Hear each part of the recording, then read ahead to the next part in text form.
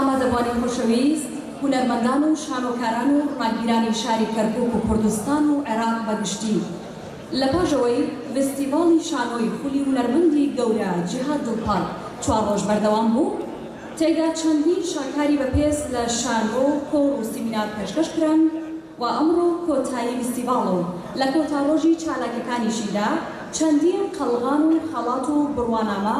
دەبەخشرێتە بەشداربووانی فستیڤاڵەکە متميزة من قبل 8 فرق حوارية. وها نحن اليوم نختتم الشهادات والدروع والجوائز على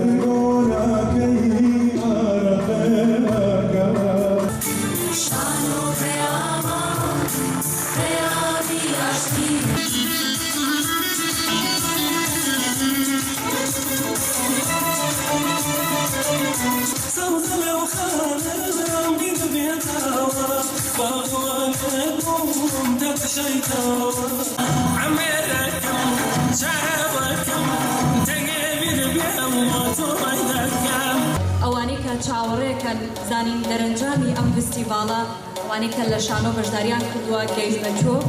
هەر بۆیە باشترین سینۆگرافیا ئەفضل سینۆگرافیا لەلایەن مامۆستا ڕێبازەوە دیاریەکرێت. باشترین سینۆگرافیای ئەم میلەجانە بە هاوبەشی بۆ هەردوو بەرهەم دنیا لە کەرکووک دینۆ لە دوۆر پیرۆزە خەریکەت ئەبەخشرێتە شنیا وشار هەڵەبجە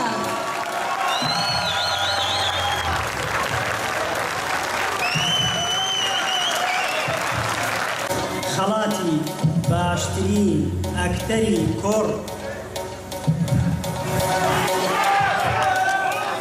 ئەژین حەمەلووری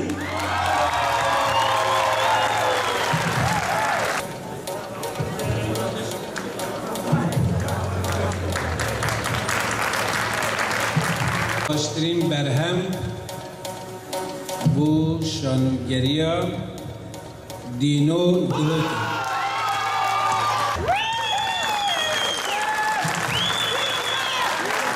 خەڵاتی دەرهێنان ئەو وێنانەی کە دیتان هی دوو شانۆیی بوو